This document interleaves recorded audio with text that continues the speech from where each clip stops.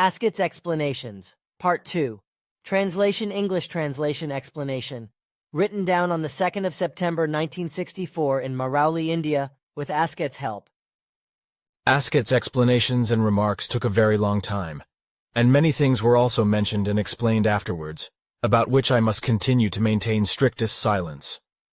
Even if I wanted to change this, I could not do so, because firstly I made a promise, and secondly everything was secured by a security block, so I would not be able to talk about it, even willingly. I do not know the nature of the security block, and it is only known to me that I would not be able to speak if I wanted to do so without permission. I also know this much about it, that the security block, which Asket has created through a device that seems a little strange to me, is connected with my sense of duty and other things in my consciousness. That is all I really know about it. I must confess that Asket's explanations seemed outrageous to me at the time, and that I thought I was only dreaming. I always expected to wake up from a dream and be pulled back into reality. But the longer Asket's explanations lasted, the more I became aware that everything was already reality, and that I was not subject to any dreams. From time to time I pinched my earlobes until they were bloody. I burned my left hand deeply with a cigarette and felt the sudden pain. Several times I also reached for Asket's hands and squeezed hard. I heard her painful sounds, felt the warmth of her hands and their mutual pressure. I did many other things, but each time I had to realize that everything was real and that I was not dreaming. When night had already fallen, I asked Asket to roam the mountains with me for a while, because we had stayed in the ship the whole time so far. She agreed, and so we let ourselves be carried out of the ship and wandered through the wild, rugged mountains. In the somewhat cool night air, my heated head slowly cooled, causing the excessive heat of excitement to subside.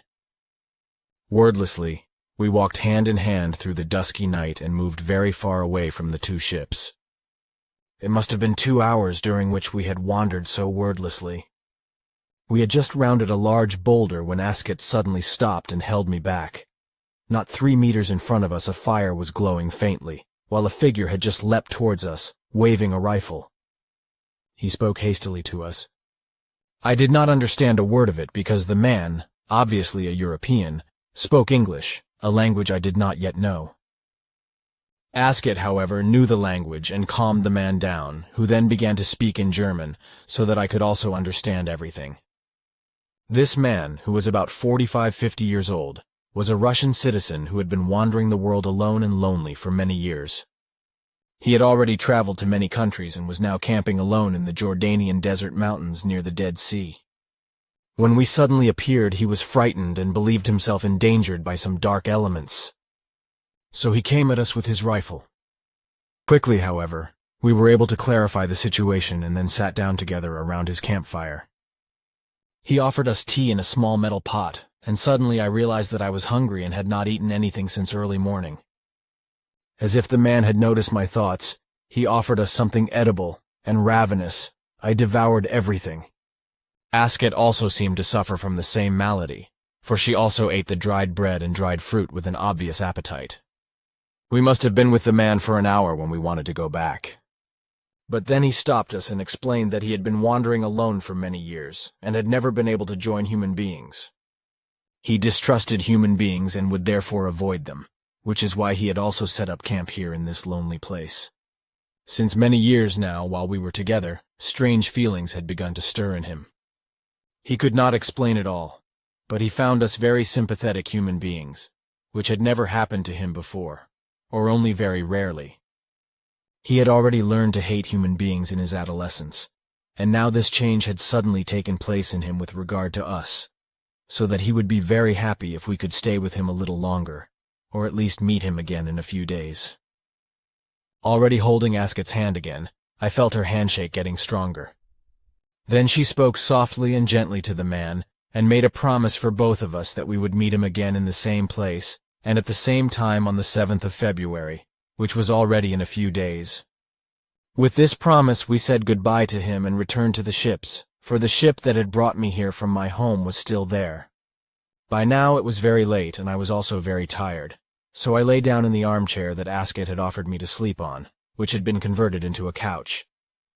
She also lay down in her couch, which I could only just notice before I sank into a deep sleep. It was already broad daylight when I woke up again and saw that Asket had conjured up drinkable and edible things from somewhere. We sat down comfortably at a table-like structure that had been pulled out of a ship's wall and feasted on a hearty breakfast. What I ate and drank I could not define, but it was very good, even if everything was completely foreign to me. The potion was slightly yellowish-white and a little thick, and was probably some kind of juice from a fruit I did not know. The food also seemed to be made of fruits, and also of some kind of vegetables. The taste of everything was very foreign to me, even though everything once again seemed somehow familiar. Everything was excellent, however, and it tasted delicious to me. Before breakfast, Asket brought a large container of cool, clear water from somewhere, which she carried out of the ship and placed on the ground not far away. Like little children, we then splashed around with the delicious water and cleaned ourselves with it.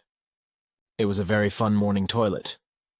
Until the evening, we spent the time inside the ship again, while Asket again taught me many new things, which no longer seemed so foreign to me as they had the day before. It was just amazing to me that I got used to everything so quickly, and that everything became second nature to me in such a short time. I seemed to have known Asket for thousands of years. We were already so familiar with each other. And I no longer cared at all about the ship and its details, etc. So much of it had become familiar to me in the meantime in all those hours. I can even say that I was already so disinterested in the ship that I could speak of being bored when I still looked at it. Asket's explanation on the 4th of February 1953.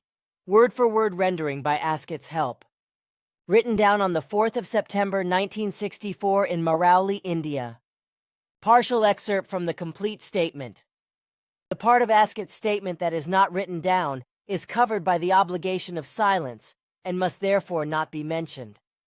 The entire existence of all creational universes, world bodies and life forms, etc., can be embedded in a perfect mathematics that works like an infallible machinery and causes life to become or perish. The elementary formulae rest in the mathematically most important numbers, 3, 7, and 12.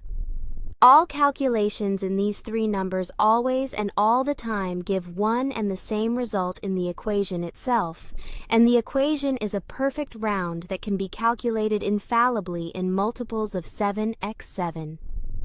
The entirety of mathematics is based in a closed ring which can be calculated at any time by the numbers 3, 7, 12, and 7x7, since the primordial is itself a perfect roundness, perfect to the smallest degree. A roundness of the relatively perfect in mastery of the becoming and passing away in the creation itself. However, it is not permitted for me to explain this in detail, and thereby bring the solution of the great mystery to the earth humans, for in doing so I would be violating the laws of the primordial being itself, for it is in the will of the primordial being that an evolving life form should itself find its way to the solution of these mysteries. In order to attain the knowledge which will enable the life forms concerned of the most diverse universes and worlds to apply and use their knowledge in accordance with nature and according to the creational guidelines. For if a life form were to attain great knowledge and wisdom at too early a stage in its own development, then an inevitable and unstoppable catastrophe would be the effect and consequence, as it is threatening at present also on the earth. Because through the unconscionability of the malevolent extraterrestrial intelligences already mentioned several times, these imparted to some Earth's human beings, so-called scientists, a knowledge of which they were not yet able to cope, namely, the knowledge of the secret of the foundation stones of life, the atom, through which the atomic bomb could be created by revealing this secret.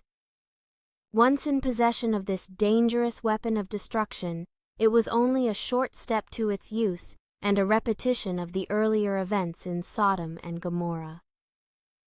On the 6th of August 1945, the first of these deadly weapons was detonated, and 3 days later the second. As a result, the earthly atmosphere was impregnated with clouds of death, which at that time affected the whole of nature, caused climatic changes, and disturbed weather patterns. The effects of these explosions, which will continue to occur again and again, will manifest themselves in many forms in the coming decades, including in human life.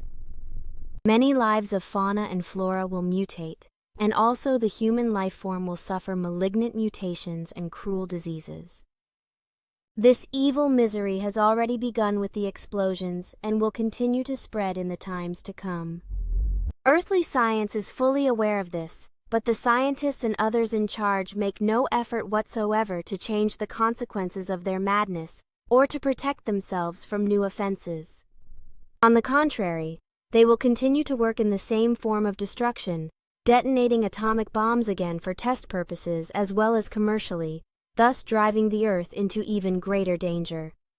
And since this unreasonableness is so very great, neither I nor any other life forms of extraterrestrial origin may reveal secrets which would enable the earthly life form human being to produce material, human-like or machine-like, as well as gene-manipulated life, or also to penetrate into great heights of consciousness-based levels. In particular, the human being of your present home world, the Earth, is in a stage of development in which he or she must be denied all higher knowledge in these relations, for in this human being glows and blazes the highly bred insanity and madness of lust for power, of selfishness and self-importance, of ruin and destruction. He or she walks on a path that is deviant and alien to nature. If these human beings, the Earth humans, are to be helped, then this can only happen if they leave their ways of destruction and perdition, and finally free themselves from the delusion of religions, the hunger for power and profit, etc., so that the dark enslaving powers no longer find a target. A complete transformation of the Earth human's way of thinking is necessary in order to be able to follow the laws of creation. And only when the Earth human gives up his or her self-delusion will they become capable of cognition, and thereby observe, learn about, and follow the laws of nature, and thereby also find the way to the creational laws and recommendations, and to follow them. But until they have given up their selfishness and taken the path to truth, they cannot be helped from outside the Earth. Even then, the knowledge of very important secrets cannot yet be revealed to the Earth humans, when the danger of the impending catastrophe will have been averted. Only then will the human beings of this world have to learn to make the truth of creation, of the spirit and of eternity their own. But it will be a very long and very hard teaching, and you will have to proclaim this truth as a prophet. The time will be short for you, my friend, when the great day will come, when you will receive permission from me to speak. It will only be a span of a little more than 2 decades before your time comes and you are to begin your mission. Your task will be very difficult and full of slander against you and your mission. But it will be a relief to you that you will have friends around you and a steadily growing group that will serve the good cause and the truth. It will also be to your advantage that by then, despite the negative religious fact, the study community I have mentioned in Germany will have done very good and very important work, which may not be of benefit to you, but to your task, so that your seed will soon bear abundant fruit. Some smaller and larger groups will already have formed all over the earth by that time, and will carry out their corresponding work in order to create enlightenment and to have the most urgent effect. Even if, in the process, much falsehood and deceit as well as slander will be spread about you and your mission and proofs as well as about us. Do not, however, mentally look for great help from these groups, and from such organizations, etc., for as they are all half blinded to the real truth by the scheming machinations of the evil-minded extraterrestrial group, they will give you only limited help, if any. The might of the Ba'ath beings, the aforementioned malevolent intelligences in the pyramid at Giza, coming from the distant Ring Nebula region and descendants of the ancestors of Earth's humanity, is very great, and everywhere they know how to exert their influence.